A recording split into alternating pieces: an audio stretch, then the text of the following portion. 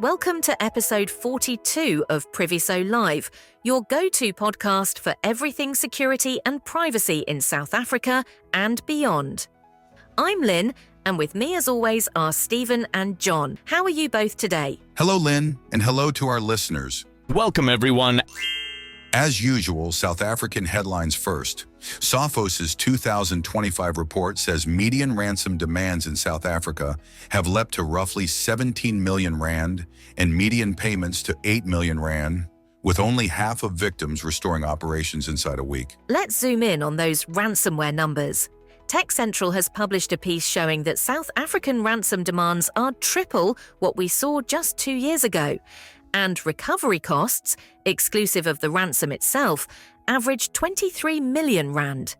Most telling, 20% of victims need up to 6 months to return to steady state. We're witnessing attackers monetize dwell time, silent lateral movement, then maximum extortion once backups are sabotaged. You can't buy your way out after the fact.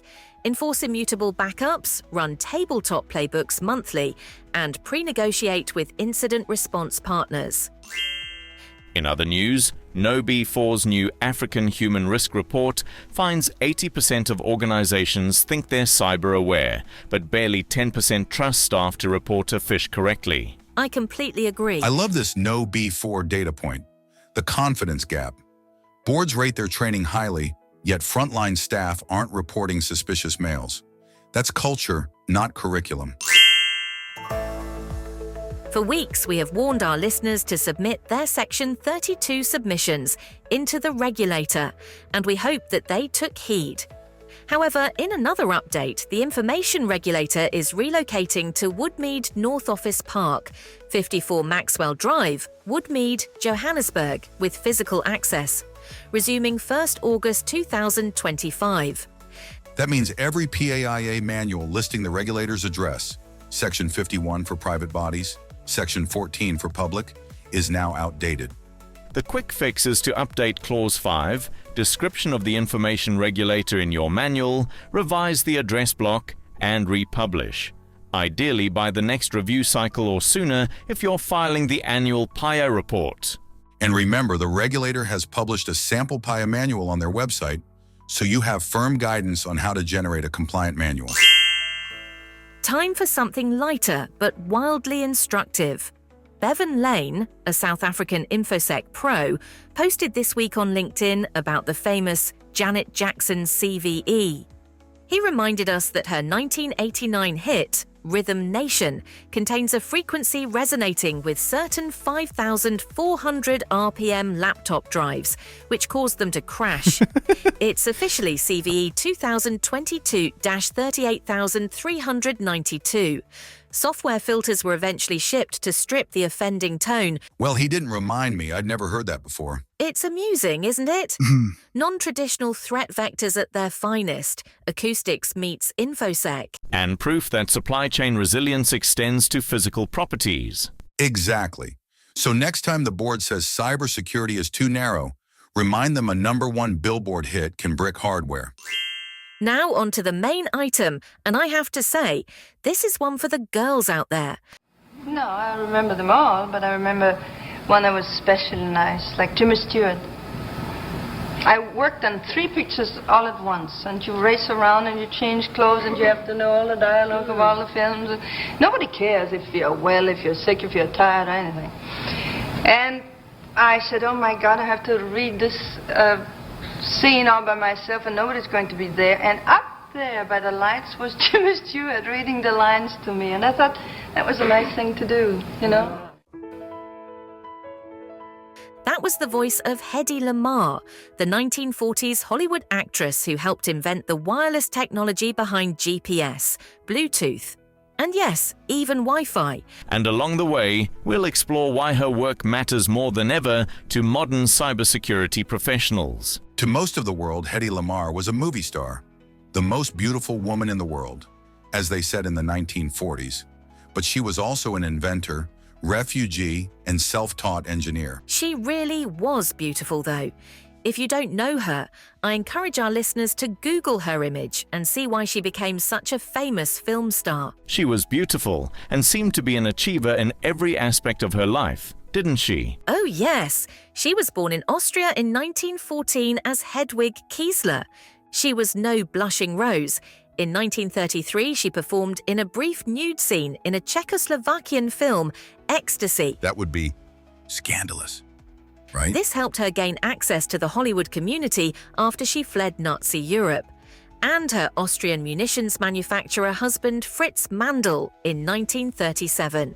She met Louis B. Mayer in London, the head of MGM Studios, who signed her to a film contract and began promoting her as the world's most beautiful woman. Echoes of Howard Hughes and Jane Russell, then?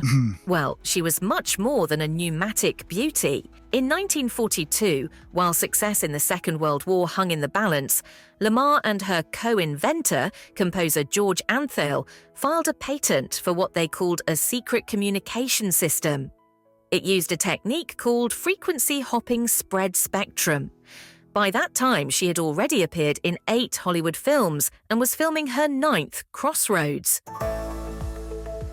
Basically, it's a way to transmit radio signals by switching frequencies in a synchronized, pseudo-random pattern.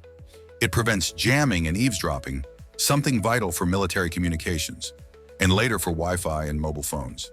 Imagine this. The transmitter and receiver both hop across frequencies like they're dancing to the same invisible rhythm. Anyone trying to listen in? They just hear noise. It was designed originally to guide Allied torpedoes without enemy interference during World War II, but the Navy ignored it until decades later, when its importance became apparent. Lamarr's technology became a cornerstone of modern wireless security. Frequency hopping is used to prevent signal interception, data spoofing, and denial of service attacks in wireless systems. In Bluetooth, it's built into the specification, with 79 frequency hops per second. In military radios, drones, and even some VPN systems, the idea of spreading your signal across a wideband reduces the risk of interception or jamming. This makes Lamarr a foundational figure in the world of communications, confidentiality, availability, and, yes, integrity. The CIA probably didn't appreciate her, but the CISOs certainly should. Lesson 1. Underestimated people can change the world. Lamarr wasn't taken seriously because of her looks and profession, but she outthought the U.S. Navy and predicted decades of innovation. Underestimated women, Stephen. Remember Marie Curie, the only person to win 2 Nobel Prizes in 2 different scientific fields? I certainly do. You know that she and her sister did domestic work to support one another while they each separately obtained their degrees. And that the French attendees at the Sorbonne looked down on her as the Polish woman. She showed them, didn't she? Even though it cost her life. You know that her notebooks are still locked away because they are so radioactive. After a century. Lesson number 2. Security innovation often comes from unexpected places. Hedy Lamarr's idea wasn't just clever, it was strategic. She thought like a hacker. She saw a weakness. Radio-guided torpedoes were too easy to jam and solved it. Lesson 3. Fundamental breakthroughs take time to be recognized. Her patent expired before the tech was adopted. She never made money from it. It wasn't until the 1990s that she received any real credit. In 1997, the Electronic Frontier Foundation finally honored her. In 2014, she was posthumously inducted into the National Inventors Hall of Fame. And every time you connect to Wi-Fi, stream over Bluetooth, or use a secure military radio, you owe a debt to Hedy Lamarr. She didn't call it cybersecurity, but in a very real way, she helped secure the modern world. And she did it in heels, on set, while dodging studio bosses. What an amazing life. Next time someone says cybersecurity is all about firewalls and phishing reports, tell them about Hedy Lamarr. That's it for this episode. If you want to hear more of the same, don't forget to subscribe or like our channel to receive future episodes. You can find us on all primary podcast channels, including Apple, Samsung, Spotify, iHeartRadio, and YouTube. As always, this is sponsored by Priviso Consulting, your partner when trust matters. And remember, if you need security, risk or ICT legislation assistance, contact Priviso directly at admin@priviso.co.za. Next week, we're asking the question, who is Roman Yampolsky and why should we listen to his thesis? Until next time, Stay safe, everyone.